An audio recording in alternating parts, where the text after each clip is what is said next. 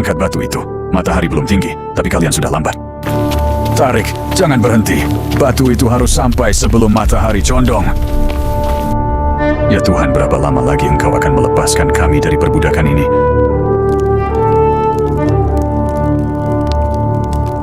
Siapakah Engkau ya Allah? Aku adalah aku. Ampuni aku ya Tuhan.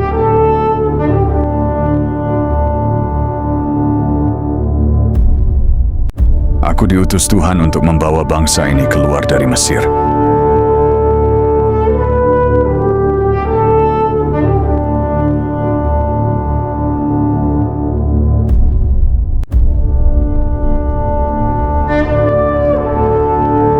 Dengan tongkat ini, Tuhan akan menunjukkan kuasa-Nya atas Mesir.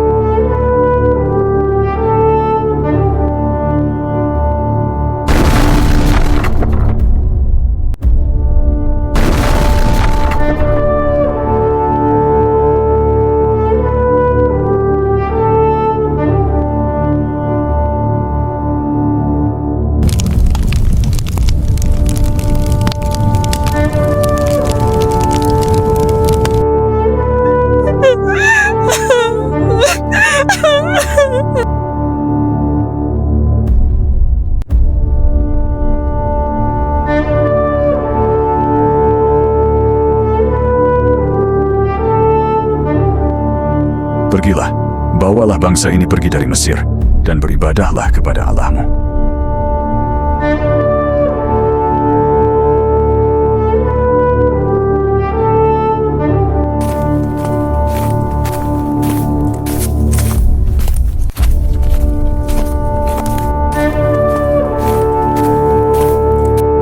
Jangan takut, berdirilah tetap dan lihatlah keselamatan dari Tuhan.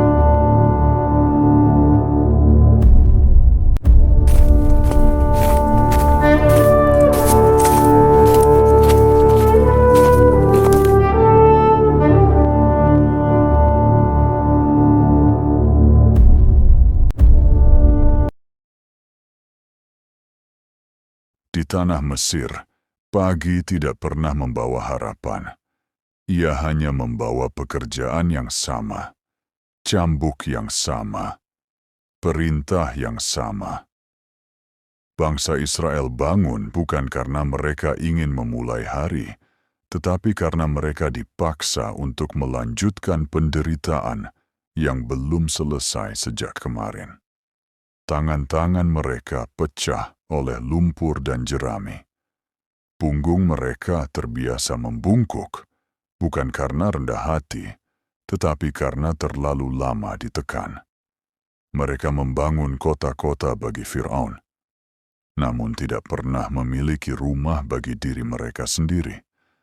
Anak-anak lahir bukan ke dalam sukacita, melainkan ke dalam sistem yang sudah siap memperbudak mereka. Dan yang paling menyakitkan bukan hanya rasa lelah, bukan hanya luka di tubuh, tetapi perasaan bahwa Tuhan seakan diam. Namun Alkitab mencatat sesuatu yang tidak mereka lihat. Tuhan mendengar.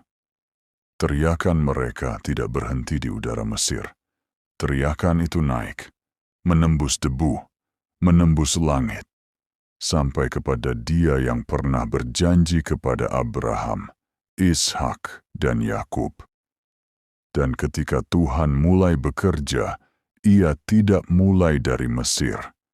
Ia mulai dari padang sepi, jauh dari istana, jauh dari batu bata, jauh dari jeritan.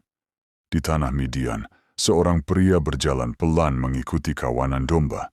Namanya Musa. 40 tahun sebelumnya, ia hidup di istana Mesir. Dididik sebagai bangsawan, dibesarkan sebagai cucu Firaun. Namun satu keputusan impulsif, satu pembunuhan, membuatnya lari. Dan pelarian itu tidak sebentar. 40 tahun. Cukup lama untuk membuat seseorang lupa bahwa ia pernah punya masa depan besar. Cukup lama untuk membuat seseorang menerima bahwa hidupnya kini sederhana, biasa, dan tidak berarti. Musa tidak lagi berpikir tentang bangsanya. Ia tidak lagi berpikir tentang Mesir. Ia belajar hidup dengan domba-domba, dengan matahari padang gurun, dengan kesunyian. Ia menikah. Ia memiliki anak. Ia membangun hidup yang tenang. Dan justru di ketenangan itulah Tuhan memilih berbicara. Suatu hari Musa membawa kawanan dombanya lebih jauh dari biasanya, mendekati lereng Gunung Horeb, dan di sana sesuatu menarik perhatiannya. Sebuah semak, menyala oleh api, namun tidak terbakar. Api itu hidup, nyata, bergerak, tetapi daun-daunnya tetap utuh. Musa berhenti. Ia mendekat, dan dari tengah nyala itu terdengar suara, "Musa, Musa." Suara itu tidak keras, namun cukup untuk membuat jantungnya bergetar. Ia menjawab, "Ya, aku." Lalu kalimat itu datang, "Janganlah datang dekat-dekat. Tanggalkan kasutmu dari kakimu, sebab tempat di mana engkau berdiri itu adalah tanah yang kudus." Tiba-tiba, padang gurun yang biasa itu berubah. Tanah yang sama, batu yang sama, udara yang sama, menjadi tempat perjumpaan dengan Tuhan. Dan Tuhan berkata sesuatu yang sangat penting, bukan tentang Musa, tetapi tentang bangsa Israel. "Aku telah melihat kesengsaraan umatku di Mesir. Aku telah mendengar teriakannya. Aku mengetahui penderitaannya." Musa baru sadar bahwa selama ini Tuhan tidak diam. Lalu perintah itu datang, "Aku mengutus engkau kepada Firaun untuk membawa umatku keluar dari Mesir." Kalimat itu menghantam Musa lebih keras daripada api di semak itu. 40 tahun ia berusaha melupakan Mesir. Dan kini Tuhan justru menyuruhnya kembali. Dan Musa melakukan hal yang sangat manusiawi. Ia menolak. "Siapakah aku ini?" Bukan karena ia tidak mau taat, tetapi karena ia merasa tidak layak. Ia bukan lagi pangeran. Ia hanya gembala tua di padang sepi. Namun Tuhan tidak menjawab dengan meyakinkan Musa tentang siapa dirinya.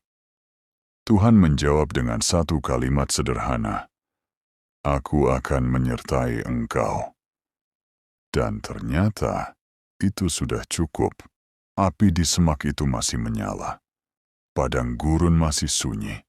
Namun hati Musa tidak lagi tenang. Ia berdiri di hadapan hadirat Tuhan, dan justru di tempat kudus itu, ketakutannya muncul satu persatu. Bukan ketakutan pada api, bukan pada suara, tetapi pada tugas. Kembali ke Mesir berarti kembali ke masa lalu yang belum selesai. Kembali ke tempat di mana wajahnya pernah terpampang sebagai buronan.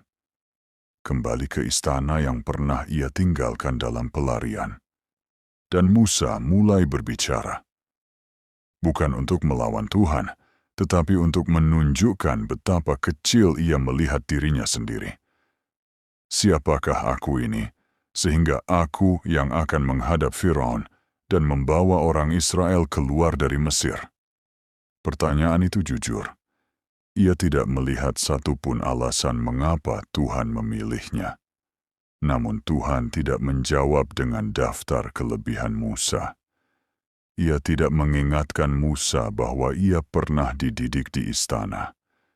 Ia tidak menyebut masa lalunya.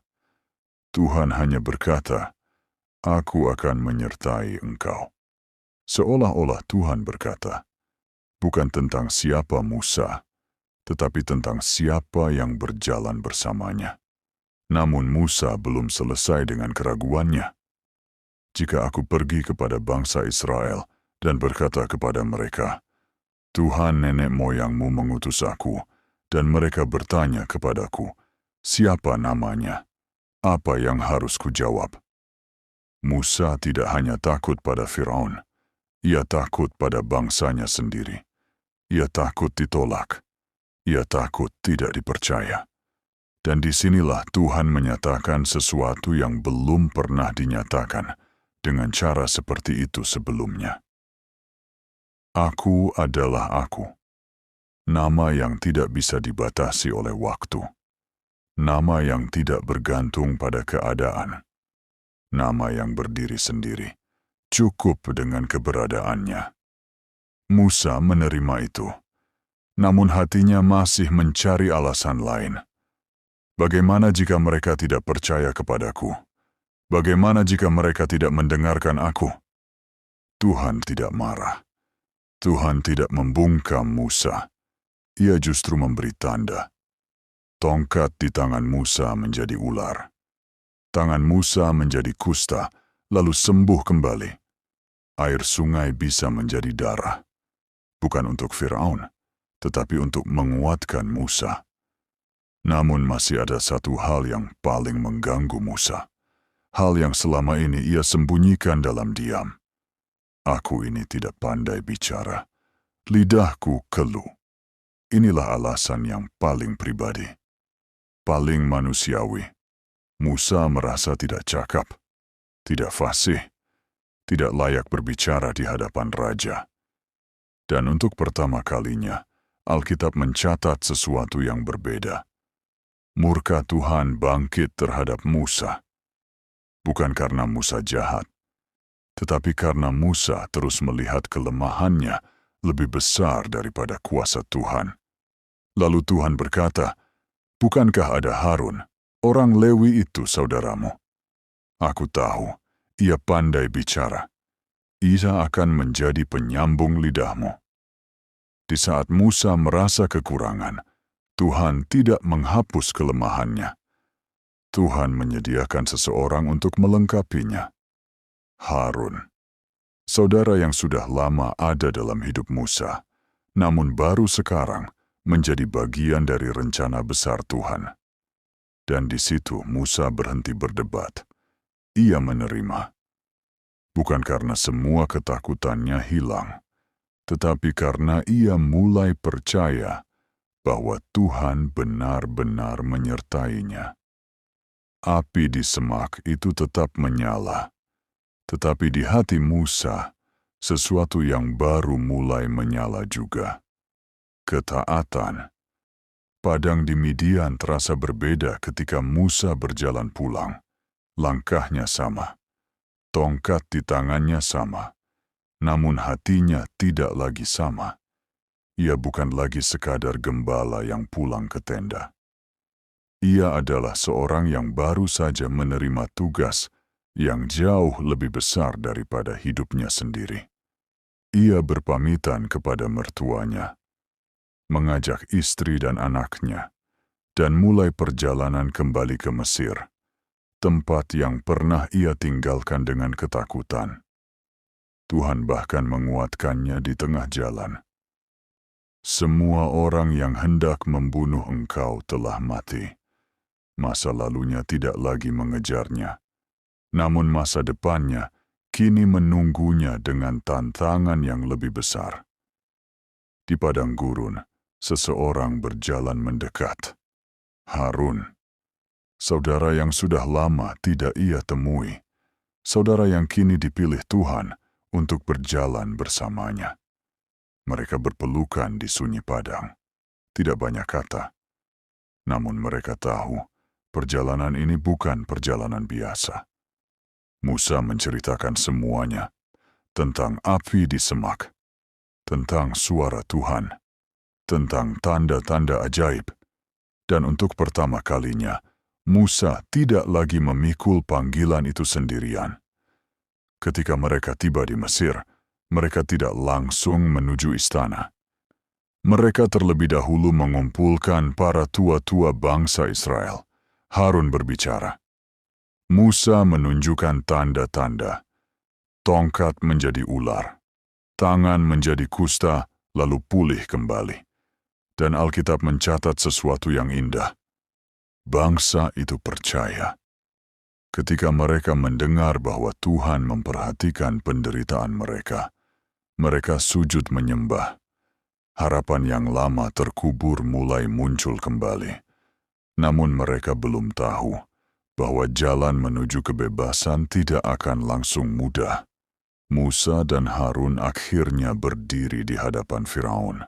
Ruang istana itu megah, pilar-pilar tinggi, pengawal di setiap sisi. Dan di tengah kemegahan itu, dua pria tua berdiri dengan pakaian sederhana. Mereka tidak membawa senjata, tidak membawa pasukan, hanya membawa pesan. Beginilah firman Tuhan Allah Israel. Biarkanlah umatku pergi, supaya mereka mengadakan perayaan bagiku di padang gurun. Firaun menatap mereka dan menjawab dengan kalimat yang akan memicu rangkaian peristiwa besar.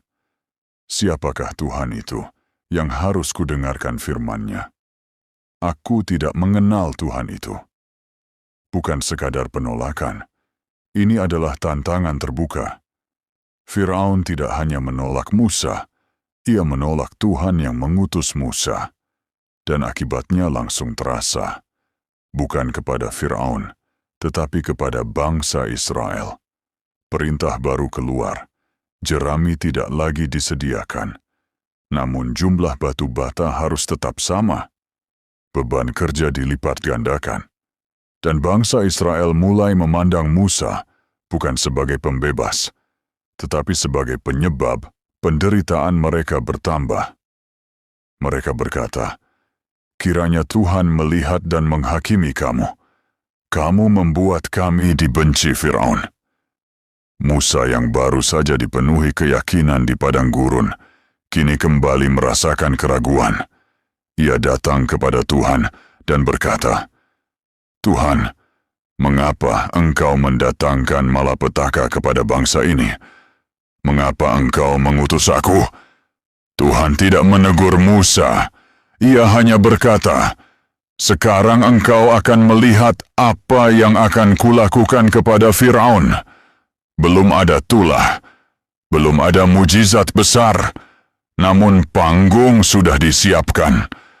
Konfrontasi antara Firaun dan Tuhan Israel baru saja dimulai." Pagi itu di Mesir terlihat seperti pagi-pagi sebelumnya. Para perempuan turun ke sungai. Para pria membawa kandi. Anak-anak bermain di tepi air. Sungai Nil adalah nadi kehidupan Mesir. Dari sanalah mereka minum.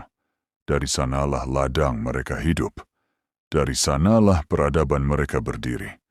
Dan di tepi sungai itu berdiri Musa dan Harun, bukan sebagai tamu, bukan sebagai penyembah Nil seperti orang Mesir, tetapi sebagai utusan Tuhan.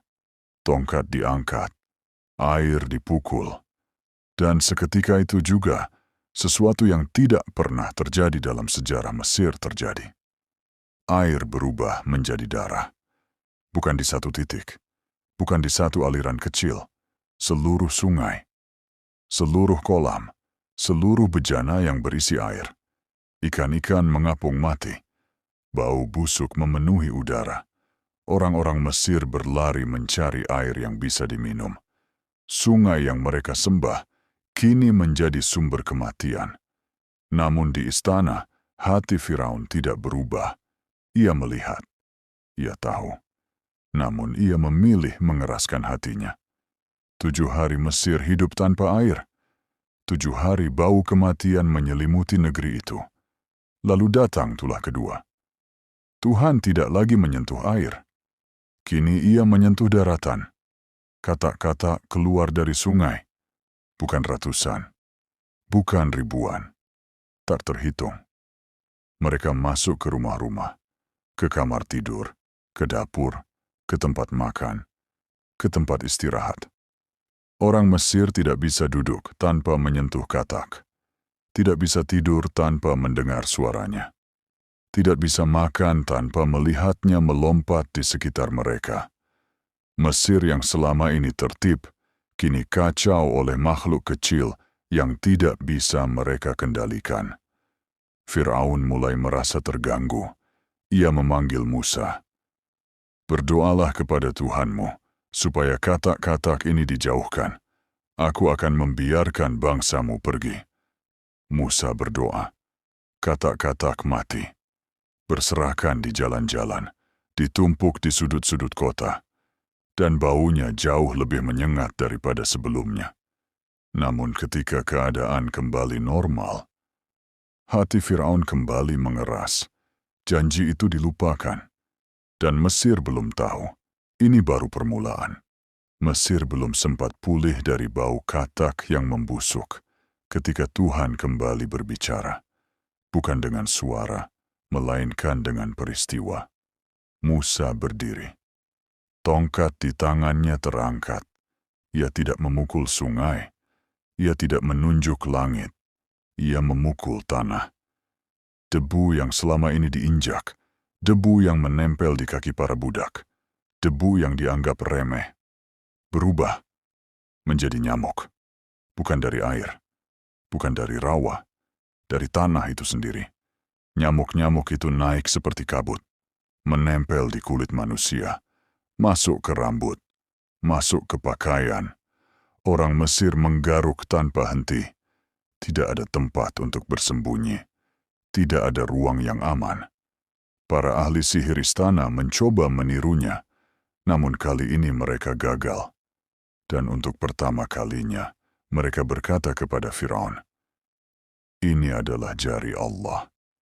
Mereka mulai mengerti bahwa ini bukan sekadar sihir, bukan sekadar keajaiban. Ini kuasa yang tidak bisa mereka tiru. Namun hati Firaun tetap keras. Lalu tulah berikutnya datang. Bukan lagi dari tanah. Bukan lagi sesuatu yang kecil. Kali ini udara Mesir dipenuhi lalat pikat. Lalat-lalat itu masuk ke rumah, mengotori makanan, mengganggu pernapasan, menutup pandangan. Suasana menjadi kacau. Tidak ada kebersihan. Tidak ada ketenangan. Namun ada sesuatu yang berbeda. Di tanah tempat bangsa Israel tinggal, tidak ada lalat. Untuk pertama kalinya, perbedaan itu terlihat jelas. Tuhan mulai membuat pemisahan antara Mesir dan umatnya. Firaun kembali memanggil Musa. Ia mulai bernegosiasi. Pergilah beribadah kepada Tuhanmu, tetapi jangan terlalu jauh. Firaun ingin tetap memegang kendali. Ingin tetap memberi batas. Namun Musa menolak. Karena kebebasan yang Tuhan berikan bukan kebebasan setengah-setengah. Musa berdoa. Lalat-lalat itu pergi. Dan seperti sebelumnya, hati Firaun kembali mengeras. Mesir mulai merasa lelah. Bukan karena pekerjaan, tetapi karena bencana yang datang tanpa bisa dihentikan. Tuhan kembali berbicara melalui Musa. Jika Firaun tetap menolak, sesuatu yang sangat menyentuh kehidupan Mesir akan terjadi. Bukan pada air, bukan pada udara, tetapi pada harta mereka yang paling berharga. Ternak, kuda, keledai, unta, lembu, kambing domba. Semuanya adalah simbol kekuatan ekonomi Mesir. Kekayaan yang berjalan di padang. Kebanggaan para pemiliknya. Dan ketika tulah itu datang, penyakit menular menyapu seluruh negeri. Ternak-ternak itu roboh satu persatu. Di ladang, di kandang, di jalan. Mati. Namun sekali lagi, ada pemisahan yang jelas. Ternak milik bangsa Israel tidak mati. Firaun bahkan mengutus orang untuk memeriksa. Dan laporan itu benar. Tidak satu pun ternak Israel yang binasa. Ini bukan kebetulan. Ini bukan wabah biasa, ini tangan Tuhan. Namun hati Firaun tetap keras. Lalu tulah berikutnya datang lebih dekat lagi, bukan pada harta, tetapi pada tubuh manusia. Musa mengambil jelaga dari perapian, melemparkannya ke udara, dan jelaga itu turun seperti debu halus di atas Mesir. Lalu bara muncul di kulit manusia, di kulit hewan yang tersisa. Luka yang menyakitkan bernanah, membuat orang tidak bisa berdiri dengan nyaman, tidak bisa tidur dengan tenang. Para ahli sihir yang sebelumnya berdiri di hadapan Musa, kini bahkan tidak sanggup berdiri karena bara itu. Mesir bukan hanya terganggu, Mesir mulai menderita secara pribadi. Tubuh mereka sendiri menjadi medan tulah.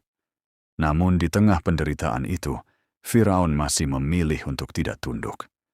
Seolah-olah rasa sakit tidak cukup untuk membuatnya merendah. Dan Mesir belum tahu, tulah-tulah berikutnya akan menyentuh sesuatu yang lebih besar lagi. Mesir mulai menatap langit dengan rasa takut. Karena setiap kali Musa mengangkat tangannya, sesuatu yang tidak pernah mereka bayangkan terjadi. Tuhan memberi peringatan terlebih dahulu. Jika Firaun tetap menolak, langit sendiri akan menjadi alat hukuman. Petir menyambar, guruh mengguncang. Dan dari langit Mesir turun hujan es yang belum pernah terjadi sebelumnya. Bukan hujan biasa, bukan badai biasa. Es dan api bercampur jatuh bersamaan, menghantam ladang, mematahkan pohon, menghancurkan tanaman, membunuh manusia dan hewan yang ada di luar. Ladang-ladang Mesir yang luas kini hancur dalam hitungan menit. Namun sekali lagi, di tempat bangsa Israel tinggal, tidak ada hujan es. Pemisahan itu semakin nyata. Tuhan sedang menunjukkan dengan jelas siapa umatnya. Firaun mulai gemetar. Ia berkata kepada Musa, "Kali ini aku berdosa. Tuhanlah yang benar. Berdoalah supaya hujan ini berhenti." Musa berdoa. Hujan berhenti. Petir berhenti.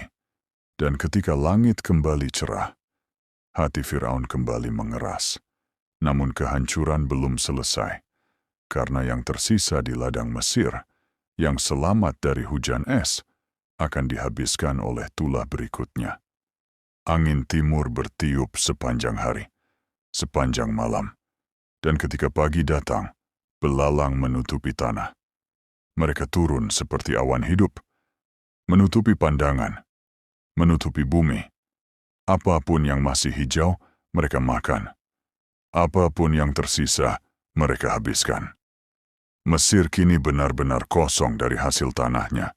Para pegawai istana mulai memohon kepada Firaun. "Berapa lama lagi orang ini akan menjadi jerat bagi kita? Biarkan mereka pergi." Firaun memanggil Musa lagi. Ia mencoba bernegosiasi lagi. "Pergilah, tetapi hanya laki-laki saja." Namun Musa tahu, Tuhan tidak memanggil setengah bangsa. Tuhan memanggil semuanya. Belalang akhirnya pergi ketika Musa berdoa. Namun seperti pola yang berulang, hati Firaun tetap tidak berubah. Mesir yang biasanya terang oleh matahari gurun, kini bersiap menghadapi sesuatu yang tidak terlihat oleh mata, namun terasa sampai ke jiwa. Musa mengangkat tangannya ke langit, dan kegelapan turun atas Mesir. Bukan gelap karena malam, bukan gelap karena awan. Ini gelap yang pekat, gelap yang bisa dirasakan, gelap yang membuat orang tidak berani bergerak. 3 hari lamanya, orang Mesir tidak bisa melihat satu sama lain, tidak bisa bangkit dari tempatnya, tidak bisa bekerja, tidak bisa berbuat apa-apa, seolah-olah hidup mereka dihentikan. Namun di tempat bangsa Israel tinggal, ada terang. Terang itu bukan hanya cahaya. Itu tanda pemisahan yang semakin jelas. Firaun memanggil Musa lagi. Ia berkata, "Pergilah beribadah kepada Tuhanmu. Hanya kambing domba dan lembumu saja yang harus tinggal."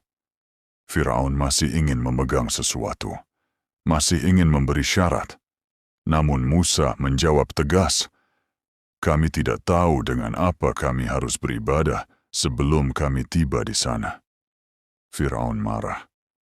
Ia mengusir Musa dari hadapannya, mengancam akan membunuhnya jika kembali lagi.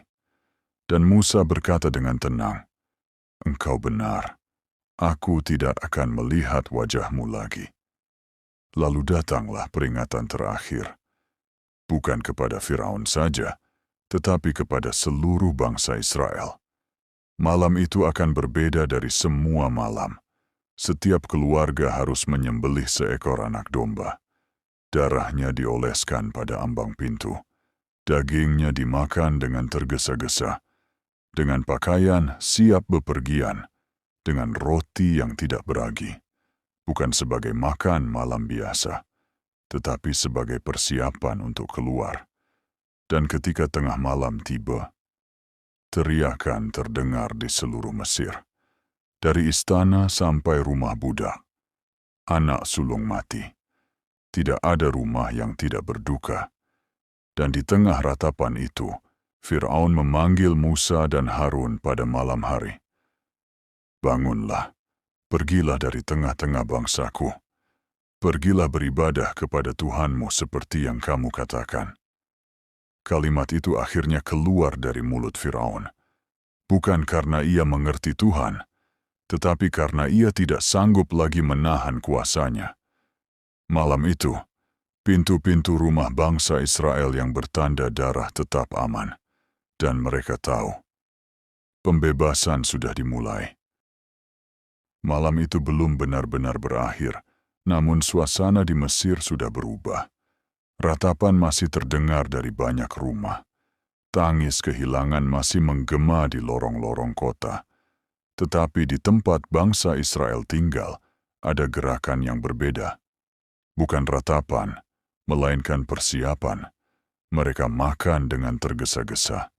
Pinggang berikat, kaki berkasut, tongkat di tangan.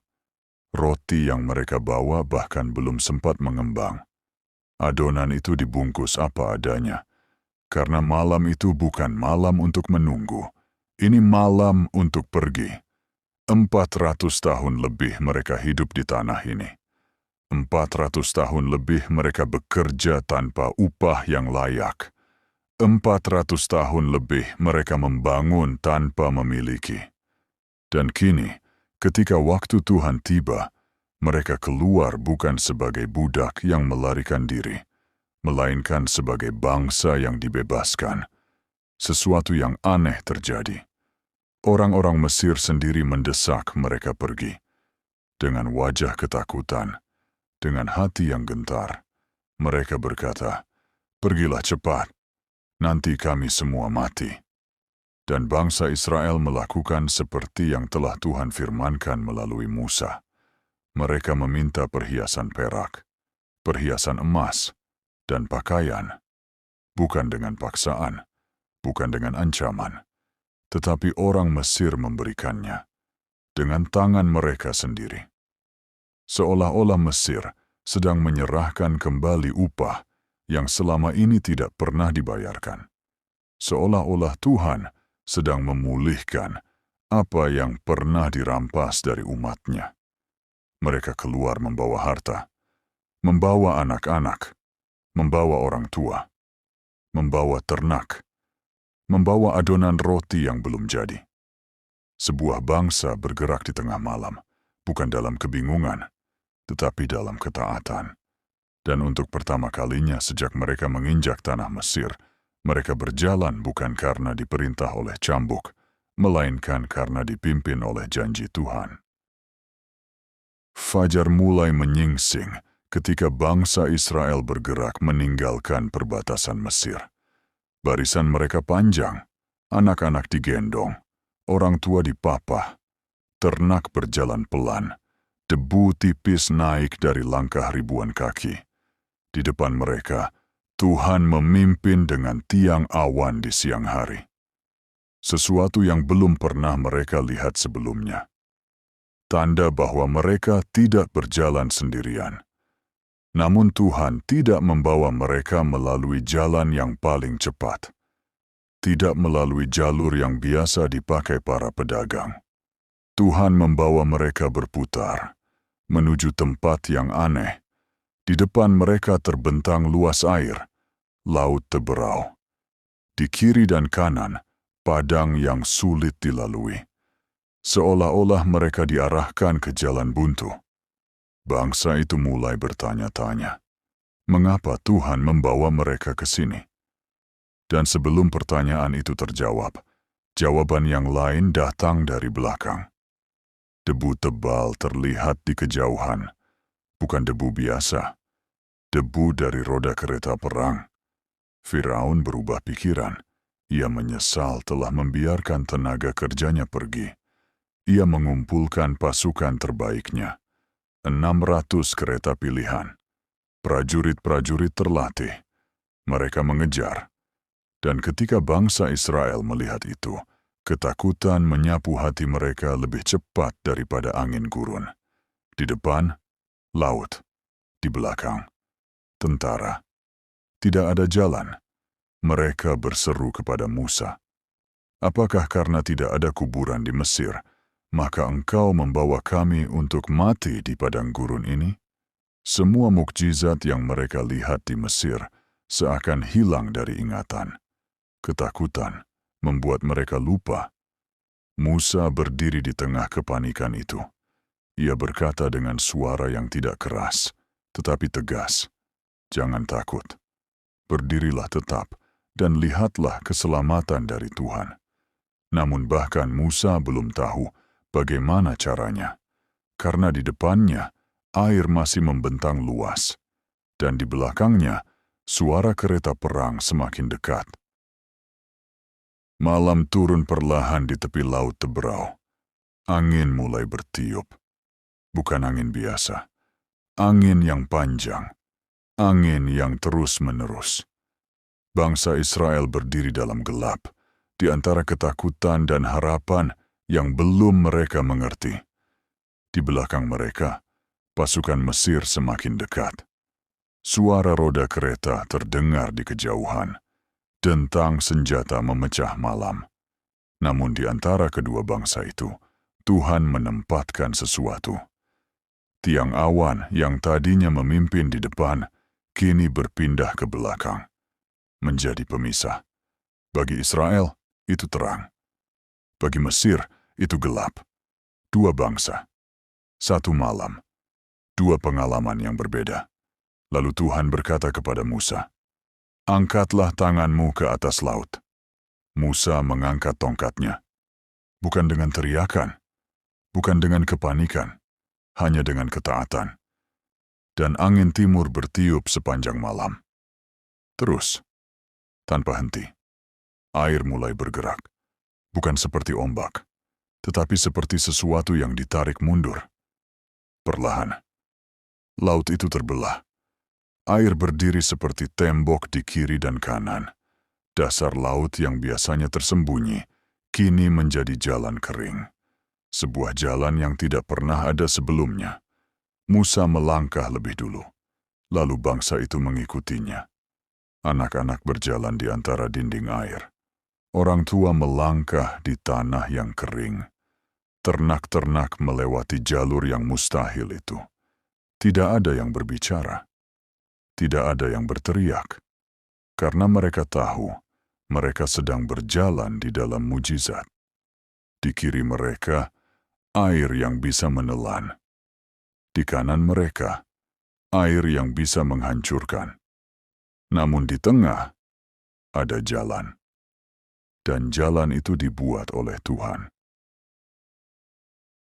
Fajar mulai menyentuh ufuk ketika barisan terakhir bangsa Israel mencapai seberang laut teberau. Napas mereka berat, kaki mereka lelah, namun mata mereka masih tertuju ke belakang. Karena di tengah jalan yang ajaib itu, pasukan Mesir memutuskan untuk masuk. Kereta-kereta perang melaju di dasar laut yang kering. Kuda-kuda meringkik. Prajurit-prajurit berteriak memberi aba-aba. Mereka berpikir jalan itu juga milik mereka. Namun Tuhan mulai bertindak. Roda-roda kereta menjadi berat. berputar tidak teratur. Gerakan mereka melambat. Kepanikan mulai muncul. Orang Mesir mulai berkata satu sama lain, "Marilah kita lari dari orang Israel, sebab Tuhan berperang untuk mereka melawan kita." Terlambat. Tuhan berkata kepada Musa, "Ulurkanlah tanganmu ke atas laut." Musa mengangkat tangannya sekali lagi, dan air yang selama ini berdiri seperti tembok mulai bergerak kembali. Bukan perlahan, dengan kekuatan. Air menutup jalan itu, menelan kereta, menelan kuda, menelan prajurit. Tidak satu pun yang tersisa. Pagi itu, ombak membawa tubuh-tubuh pasukan Mesir ke tepi pantai. Bangsa Israel berdiri diam, menyaksikan semuanya. Mereka tidak mengangkat senjata, mereka tidak bertempur, namun musuh mereka telah dikalahkan. Dan untuk pertama kalinya, mereka benar-benar mengerti. Tuhan yang memanggil Musa di semak menyala adalah Tuhan yang membuka laut, dan Tuhan yang menutupnya kembali. Ketakutan yang selama ini mengikat hati mereka kepada Mesir, pagi itu terlepas. Lalu dari tengah bangsa itu, nyanyian mulai terdengar. Nyanyian yang lahir bukan dari latihan, bukan dari kebiasaan, tetapi dari hati yang baru saja melihat kuasa Tuhan. Mereka memuji, mereka menyembah, karena mereka tidak lagi berdiri sebagai budak, melainkan sebagai bangsa yang dibebaskan oleh tangan Tuhan sendiri. Kisah ini bukan hanya tentang laut yang terbelah, bukan hanya tentang tulah yang mengguncang Mesir, bukan hanya tentang seorang pemimpin bernama Musa. Kisah ini adalah tentang Tuhan yang mendengar sebelum manusia melihat. Tuhan yang bekerja ketika umatnya merasa ia diam. Tuhan yang memanggil orang yang merasa dirinya tidak layak. Dan Tuhan yang membuka jalan di tempat yang terlihat mustahil. Bangsa Israel tidak keluar karena mereka kuat. Musa tidak berhasil karena ia pandai bicara. Laut tidak terbelah karena keberanian manusia. Semua itu terjadi karena Tuhan setia pada janjinya. Ketika mereka terjepit di depan laut Teberau dan di belakang pasukan musuh, mereka belajar satu hal yang tidak pernah bisa diajarkan oleh perbudakan, bahwa jalan Tuhan seringkali tidak terlihat, sampai kita melangkah dalam ketaatan. Dan mungkin di hidup kita hari ini, kita juga sedang berdiri di antara laut dan pasukan kita sendiri. Di antara ketakutan dan ketidakpastian. Pesan dari kisah ini sederhana, namun dalam. Tuhan yang sama masih mendengar, masih memimpin, masih membuka jalan. Tugas kita bukan memahami seluruh rencananya. Tugas kita adalah mengangkat tongkat kita dan melangkah.